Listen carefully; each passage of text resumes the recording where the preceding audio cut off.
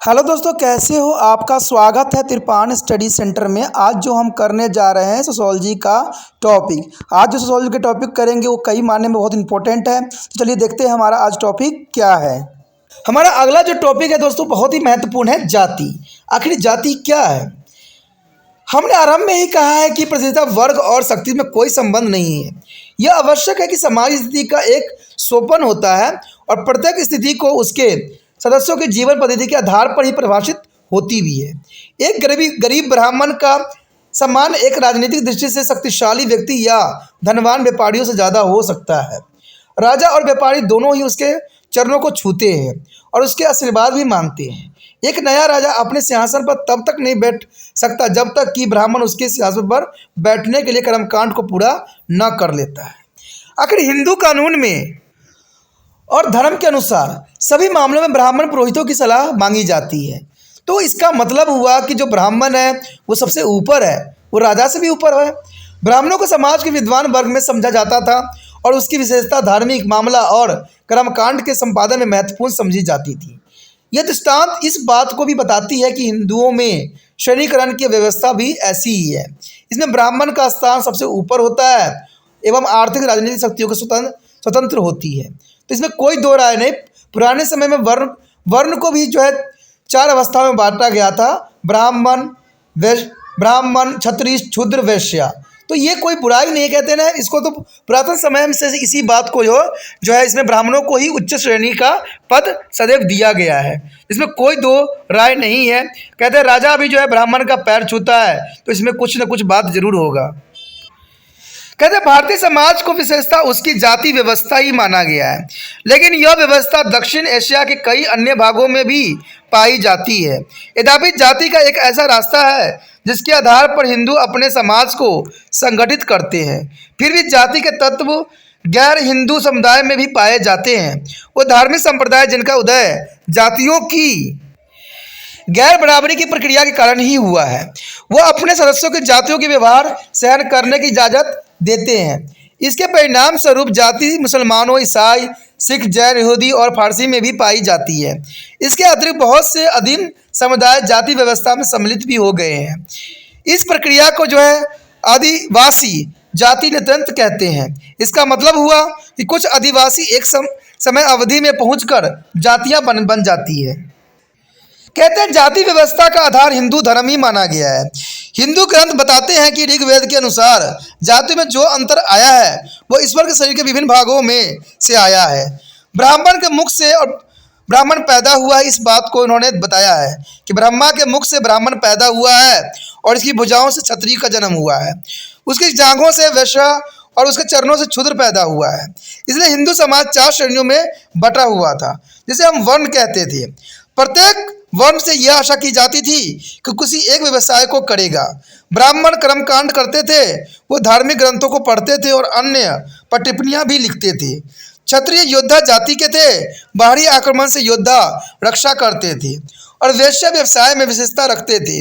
इस सोपान व्यवस्था में सबसे नीचे क्षुद्र होता था। क्षुद्रों का सबसे बड़ा काम ऊंची जातियों को सेवा करना था। यानी प्रत्येक सामाजिक श्रेणियों में आगे चलकर जो है छोटी श्रेणियों में बढ़ जाती थी। हम जाति व्यवस्था में कुछ मुख्य लक्षणों को नीचे दे रहे हैं। ये लक्षण आपस में जुड़े हुए हैं। कहते हैं जाति व्यवस्था का आधार पवित्र अपवित्र जो है संबंधी विचारों पर निर्भर करता था। व्यवसाय के अतिरिक्त प्रत्येक जाति की अपनी एक जीवन पद्धति होती थी। यानी व्यवसाय के अतिरिक्त प्रत्येक जाति की अपनी जीवन पद्धति मानी जाती थी।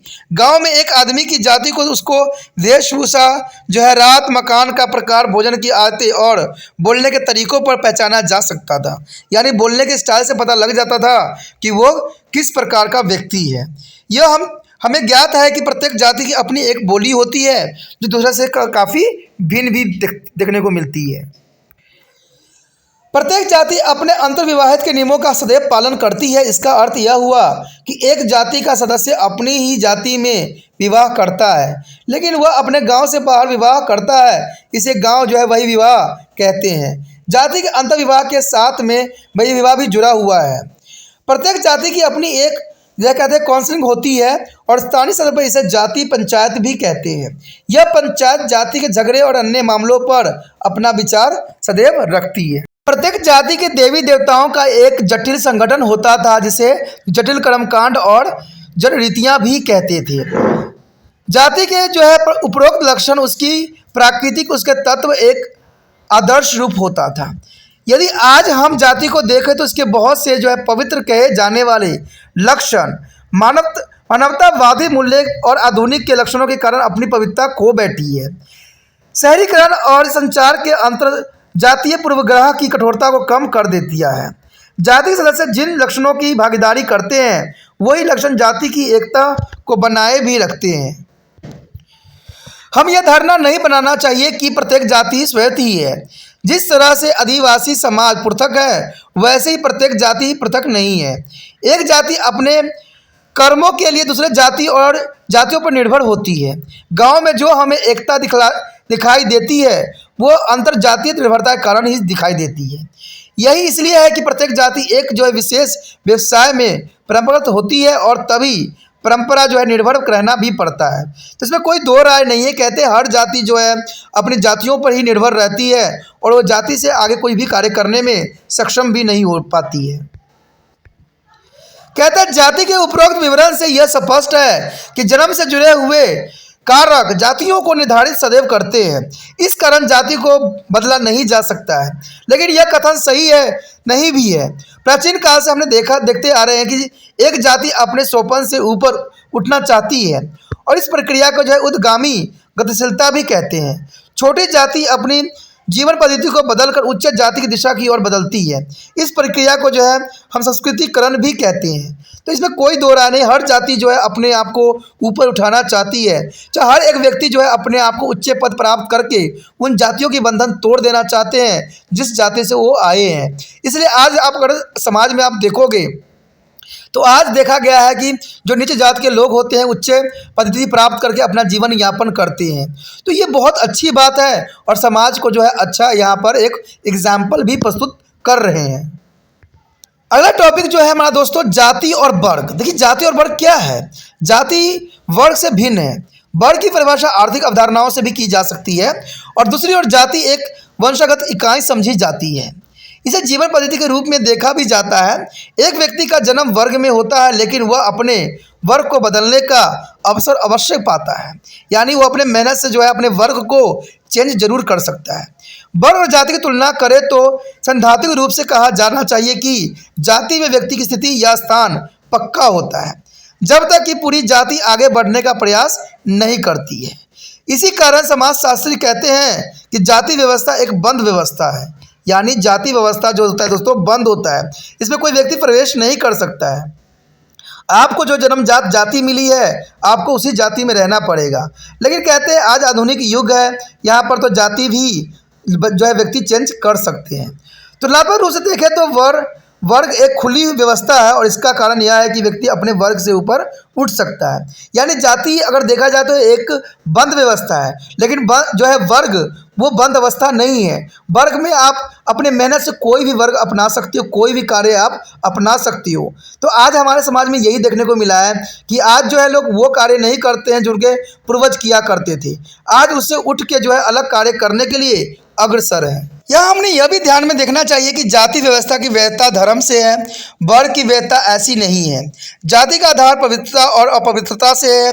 यह मानकर चलता है कि एक व्यक्ति का जन्म जो अमुमक जाति में इसलिए हुआ है कि उसे पीछे जन्म में कुछ पुण्य किए होंगे। यही बात हम जनरली कहते हैं कि आपने अच्छे कर्म किए हैं जो आपके उच्च जाति में जन्म हुआ है, कुछ पुण्य किए हैं। ब्राह्मण कर्मकांड की दृष्टि से सबसे अधिक पवित्र माना है, और इसलिए वे सोपान में सबसे ऊपर है। और इस सोपनीकीय व्यवस्था में वो लोग हैं जो धार्मिक दृष्टि से जो न्यूनतम पवित्र है।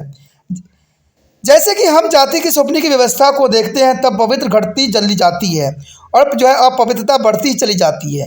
कुछ समाजशास्त्रियों के विचार से जो है जाति व्यवस्था में छुआछूत पाई जाती थी। इसे 1955 में कानूनी ढंग से समाप्त कर दिया गया, और सतीकरण की किसी भी व्यवस्था में अब इस तरह के जो है व्यवहार देखने को नहीं मिलती है, जो कि बहुत ज़रूरी भी है। कहते हैं इंसान अगर अच्छे कर्म करे, इंसान अगर मेहनत करे, तो अपना जाति भी जो है बदल सकता है, अपना वर्ण भी बदल सकता है। अगर हम जाति को क्लोज कहते हैं, यानी वो बंद समूह है, तो इसमें कोई दो राय नहीं, क्योंकि वो बंद है। देखिए जाति तो कोई कोई इक्का दुक्का व्यक्ति ही बदल लेते हैं, लेकिन जाति बदलना इतना आसान नहीं होता है। लेकिन हम जो है वर्ण को जरूर बदल सकते हैं। वर्ण को हम अपने मेहनत, अपने पढ़ाई लिखाई के साथ जो है हम इसको बदल भी सकते हैं। हमारा अगला टॉपिक जो है अर्वाचीन भारत में जाति का महत्व, यानी जाति का महत्व यहाँ क्या है। अर्वाचीन भारत में वर्ण व्यवस्था बड़ी महत्वपूर्ण हो गई है, लेकिन इसका निष्कर्ष हमें यह नहीं निकालना चाहिए कि जाति अप्रासंगिक हो गई है। इसके अप्रासंगिक न होने के निम्न कारण हो सकते हैं, जैसे कि यहाँ पर बताया गया है कि पहला तो यही होता है कि बहुत से अध्ययन बताते हैं कि जाति विवाह के मसलों में महत्वपूर्ण होती है। यानी जाति, आपको पता है कि जब विवाह होती है तो लोग जाति को ही देखते हैं। लोग जिन कर्मकांडों को करते हैं उनके विशेष रूप से उल्लेख्य जाति ही करती है, यानी जाति से ही उनको कर्मकांड का भी पता चलता है। जाति के नाम पर जो है स्मृति भी बनाई जाती है, जो कि बहुत इंपॉर्टेंट बात यहाँ आती है। कहते हैं जातियों की स्मृति अपना बैंक, स्कूल, कॉलेज, विश्राम गृह, अस्पताल आदि अपनी जाति के नाम पर ही स्थापित करते हैं। इसमें कोई दो राय नहीं है। आप देख सकते हो कि बहुत से बैंक, स्कूल, कॉलेज, विश्राम गृह, अस्पताल जो है लोग अपनी ही जाति के नाम से ही रखते हैं। राजनीतिक क्षेत्र में मतदान करने में जाति एक महत्वपूर्ण कारक बनता है, और लोग जाति के रिगार्डिंग ही जो वहाँ पर है मत प्राप्त भी करते हैं, और जातियों को भड़का के जो है वो मत भी अपने अंडर डलवा लेते हैं। एक जाति की जो है सदस्य जो है वोट बैंक को बनाते हैं। आपने देखा ही होगा कि राजनीतिक में सदैव ही जाति को सबसे ऊपर ले लेते हैं, और जाति के रिगार्डिंग जो है एक दूसरे पर खेल करते हैं, और जो है प्रत्यारोप लगाते रहते हैं। तो ये बहुत काफ़ी इंपॉर्टेंट हमारा टॉपिक था, जो सत्रीकरण था। सत्रीकरण के निष्कर्ष में यही आप कह सकते हो कि यहाँ पर ऊंच नीच की भेदभाव को ही सत्रीकरण का नाम दिया गया है। तो इसमें कोई दो राय नहीं, हमने इसमें हर एक पहलू पर विस्तार पूर्वक जाना और समझा। अगर आपको अच्छा लगा होगा तो ज़रूर दूसरे बच्चों के साथ शेयर कीजिए, लाइक कीजिए और सब्सक्राइब करके इस वीडियो को रख लीजिए, क्योंकि सब्सक्राइब अगर आप नहीं कीजिएगा तो आपका जो है दूसरे वीडियो का नोटिफिकेशन आपको नहीं प्राप्त हो।